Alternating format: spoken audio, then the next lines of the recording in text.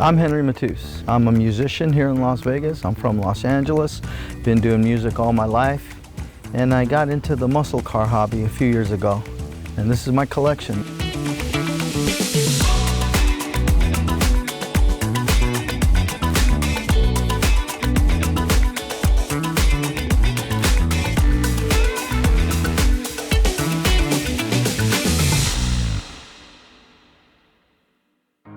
When COVID hit in 2020, everything shut down. So I started working on muscle cars. I started buying and fixing up muscle cars because I needed to do something with my time.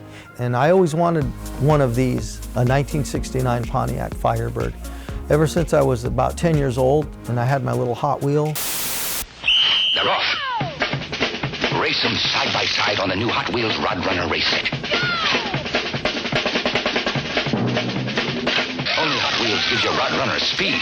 The heavy Chevy wins. Get Mattel's new Roadrunner race set. 2 cars, double 8-track, and the Roadrunner power booster. Go with the winner. I had a pretty nice Hot Wheel collection growing up as a child. I figured when I grow up, I'm gonna buy one of those. And then when I grew up, they weren't available anymore. It was very hard to find one. As the years went on, and once I got into this muscle car hobby, I definitely searched and I found one. And I brought it home and I worked on it. Did a little bit of body work on it, had it painted, and then put new interior in it. It's got a 400 engine in it. Put the Pontiac rims on it, and it looks like it's supposed to look in 1969 when it was in the showroom at the dealership. This is what the car would look like. When Pontiac introduced the 1969 Firebird, we couldn't build them fast enough. Some people had to wait. Well, the wait is over. Breakaway. Right now you can get immediate delivery on a brand new Firebird with smooth, positive, wide-track handling. And you can order up to a 345-horse Ram Air V8. Right now you can get immediate delivery on a brand new Firebird. Impressed? That's nothing. Wait until you check your Pontiac dealer's prices. They'll practically let you write your own deal. At this point, these are collector's cars. These are very, very sought after collector's pieces. There's no rust on any of my cars. They are all in great shape too. Behind me is a 1968 Pontiac Firebird. It's a hard top. You can drive it anywhere. That out of all these cars, that one probably has the strongest, most consistent engine. It starts up, it sounds beautiful. It just purrs like a kitten. This is a 1973 Dodge Challenger. This one doesn't have a high performance motor. It's got a 318 V8, which is fine. It goes plenty fast. Now this is another Pontiac, 1968 Pontiac Lemans. And it's basically just like a GTO, except when they designed the Lemans, they designed it more for luxury, and the GTO, they designed more for performance. I prefer the Firebirds because I just like the compact size. It's a little smaller. It's almost the same design, but the GTOs and the Lemans, to me, and the Chevelles, they seem a little bit bulky to me. So this is also, like the blue Firebird over there, this is a 1968 Pontiac Firebird. This one is actually in the Quentin Tarantino movie, Once Upon a Time in Hollywood. That's where Sharon Tate and Jay Sebring, Abigail Folger, they had their last dinner there from what we understand before they were murdered. And this car is an exact replica of Abigail Folger's car, which they found at the crime scene the next day. This car was sitting there on the property. But they also had the bumper sticker, Bradley for mayor. This is a magnet, and it just comes off, and I stick it on there so it looks just like Abigail Folger's car. That's fun.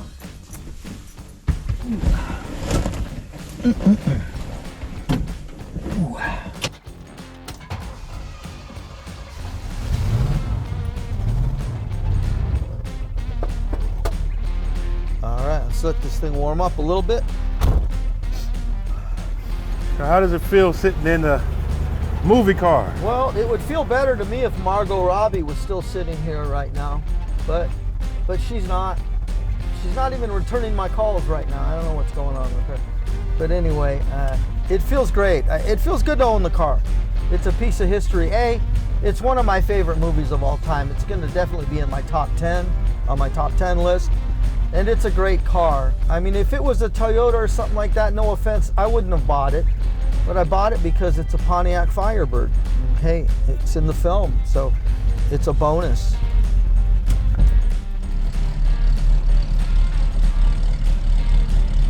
How often do you drive this, or any of your cars? I drive them, each one I try to drive them about twice a week. You know, I get a lot of waves and thumbs up from the people. Have you ever done a 9 to 5? Not really. I've owned my own business. I started an aquarium servicing business when I was 20 years old, and that was kind of 9 to 5. But I was the boss, and I was the owner, and I was a sole proprietor. And it was actually, there was times where I'd have to be at somebody's property at their home at 7 a.m. because a lot of those were studio movie people, and they had to be at work by 9 a.m. So they would have me come really early sometimes. But most of those people have a lot of money, and they would have a nanny or a housekeeper, things like that would let me in. I have fun for a living. I just go out and have a good time. But no, I don't do a 9 to 5. I've been a musician all my life. So I've had songs published on television shows back in LA and received lots of royalties for that.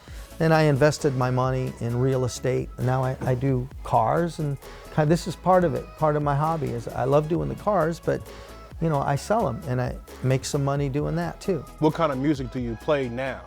Yeah, I play rock music. I write rock music. I have a new video that I just dropped. It's on YouTube. My YouTube channel is Stick Dog Hank, or you can do a search on YouTube, Henry Mateus. The song is called King for a Day. It's an original song I wrote about Elvis Presley. And who doesn't love Elvis Presley? It's really fun. Did you grow up listening to Elvis? Is that what inspired you to do music? John Lennon and the Beatles, really. But I'm going to quote John Lennon. He said, if there would have never been an Elvis, there would have never been a Beatles. So because he said that, you know, that interested me in listening to Elvis. And I listened to a lot of Elvis and thought he was a great singer, and he could dance. I watched the movies. He can act. You know, he was a great looking guy. The women loved him. The guys wanted to be like him. So I'm a big Elvis fan. With the cars, it's just that it's really fun. It's really nice to have a piece of Americana. You know, the muscle car era didn't last that long. It was basically late 60s. I think the GTOs came out around 65, but it was maybe mid 60s when they really invented them. And then in the late 60s, it really blew up. But into the early 70s, by 1975, people weren't really making muscle cars anymore, and that whole thing died down. What I've decided to do is keep that one. I'm going to keep the orange one. I'm going to keep this one, and I'm going to keep this purple Roadrunner. This is a 1973 Plymouth Roadrunner. I had air conditioning installed. I got new suspension under it. It runs great. The special thing about it is it's my favorite color. That purple, they called it Plum Crazy. And they actually had a deal, a contract with, I guess, Warner Brothers Cartoons. And they made some kind of deal where they could use the Roadrunner sign. They didn't want to infringe on the copyright. So they made some kind of a deal, and they had to pay a little bit of money for every car they sold, I believe. It wasn't a lot. They made a really good deal at first. But then when it came to making the Duster, the Plymouth Duster, they wanted to use the Tasmanian Devil. And I think Warner Brothers raised their price or something, and so they ended up not doing it, because they didn't want to pay that much money, I guess, to use the Tasmanian Devil. Now this one we haven't talked about yet. This is the rarest car out of the whole bunch. It's a 1968 AMC AMX. What's an AMC? Well, AMC went out. They shut down a long time ago. They had the Pacer. They used to make the Pacer, and I think the Matador, which the police in LA were using back in the late 60s, early 70s. And AMC is responsible for inventing the Jeep, American Motors Corporation. So the Jeep, everybody's crazy about Jeeps. Jeeps are everywhere. But those were originally made by AMC, American Motors Corporation. But they sold their interest in that company, I believe, to Chrysler. And now I think it's owned by Fiat maybe, or something like that. This was a car that they made to compete with the Corvette. It's called an AMX, very high performance car. It's got a 390 in it, which is a lot of power, a lot of horsepower. And it's a two-seater, like a Corvette. They were trying to compete with that market. You know, a lot of men wanted that Corvette, that muscly, big engine, fast car. So these guys kind of were trying to duplicate that. It doesn't look like a Corvette, but it was cheaper.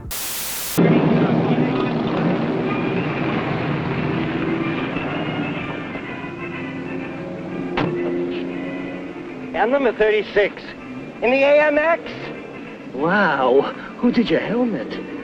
Vai il fronte e mantiene la You posizione. have a spare racing glove? Non discutere con... Tiene la posizione. Molto grazie. American Motors' new two-seater, the AMX, gives you all the fun of sports cars costing thousands more, without the bother of constant maintenance. Just get the 390 engine, roll onto a racetrack, you're ready to do 125 miles an hour. Look out! I'm coming through! And so you could buy, if you didn't want to pay top dollar for a Corvette, or you couldn't afford a Corvette, you know, their slogan basically was kind of that every American can afford an AMX. It's nice to have a piece of history. It feels good when I'm out driving. I feel good. People love to see that. They give me thumbs up all the time. They'll approach me at the gas station or at the shopping center and start asking me questions about the car, where I got it, and all that stuff. And, you know, I kind of make a lot of friends that way. But it's nice. It's fun. It just feels good to drive a piece of American history. Okay, let's go into my music recording studio now. Check this out. And this is my first royalty check and some of my Marvel collections and some old toys from when I was a child. I remember these. Tyco, right? Is that Tyco? There was Tyco and there was Aurora AFX. These are AFX. But they were interchangeable. And there's the first royalty checks that I ever got from the television shows. And then there was plenty more after that, but those were the first ones. All right, this is my recording studio. It keeps, you know, I keep accumulating more things. I've got some guitars in here. We practice in here too, we rehearse. So that's why the drums are there. The drums are set up, but they're already mic'd up for recording. So when I record, the drums are ready to go. The amps, I just got to put a microphone in front of the amplifiers, and we can record things as a group. A lot of times I record stuff by myself, like the Elvis song, King for a Day, on my YouTube channel. That's me playing everything. I start with a click track, and then I do a guitar, and then I'll add the drums, and then I'll do the bass and the keyboards and yada, yada, yada, and then I'll sing the song, and then do background vocals. So I do everything here.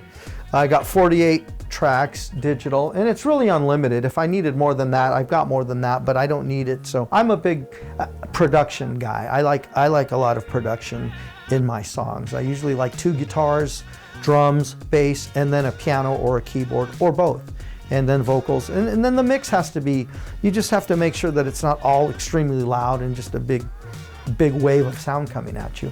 It all has to be mixed in there properly. And I see you got Elvis and Beatles. Yeah, these are these are my idols, or people that inspired me to be what I am, a musician, songwriter. Of course, there's Elvis, and you can't be Elvis. You can only dream about being like Elvis. And the Beatles, to me, they were the best songwriters in the world, especially Paul McCartney. He still does it. They were just a great band, but the songs were incredible, and everybody knows who the Beatles are, and people will be listening to them 50 years from now and probably 100 years from now. And then the toys, I got a bunch of toys. Those are also Beatle dolls and collectibles. Yeah, that was me. That was my first album, my first studio picture for the album that I dropped when I was young, long time ago. So when did you start playing drums? Drums were my very first instrument. I started playing drums when I was a little kid. I wanted a drum set. I think I saw the Beatles on TV, man. I saw them on the Ed Sullivan Show, and we used to watch the Monkees. And I never really understood. I was just a child. I was a really small child. And I didn't really understand what the guys were doing up front. They're playing instruments and they're singing. And that to me, I kind of had a stage fright thing. It's like, that's crazy what they're doing. And all these people are yelling and screaming at them. And then I saw the drummer behind the drums and I said, I can do that. And then a couple of years went by and my dad got me a little drum set for little kids. Not the toy ones they sell at Toys R Us, but it was a real drum set. It's just that it was smaller. It was imported from Japan or something like that. And you know, the bass drum was only like 18-inch or 16-inch. And so they were just a smaller scale for a kid. And I got to practice on that, and then I got drum lessons. And eventually, as I got into my teens, I started learning guitar and I started singing. But the very first thing that I ever was a drummer, and that was just kind of, I don't know, an instinctual thing. I just always wanted to play the drums. It might be the Native American part of me. So you gonna play something for us? Yeah, I'll play something for you. I'm not even warmed up, but I'll just play a nice groove or whatever and do a couple fills. We won't keep it long.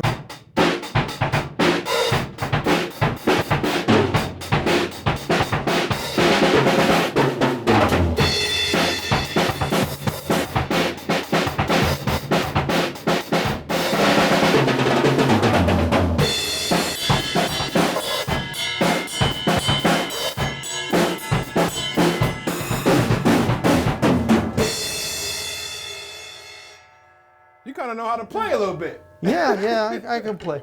Yeah, most people will see me up front when I'm singing and playing, but I can sing from the drum kit too, and I did that for several years with 60s Mania. It's always a bonus to have a drummer that can sing. It's like having a catcher on a baseball team that can hit. You know, most catchers can't hit, so they're at the bottom of the lineup. Because they only bat 140, 150, but you know, again, if you have a catcher that can really hit, then he's batting fourth. That's kind of like a singing drummer. And I was the main singer in almost every band I'm in. So whether I'm playing drums or bass or guitar, you know, you're going to hear me sing. It's just, I guess it's a little more comfortable and it's more appealing to the audience to have the singer up front and not behind the drums. So that's the only thing. Well, very cool, man. Thank you so much for letting us see your car collection and into your studio. Hey, thank you. I hope everybody watches this, and I hope they go to my YouTube channel, Stick Dog Hank, and you can find me all over social media, Instagram, Facebook. Yeah, and I appreciate it. Thank you very much.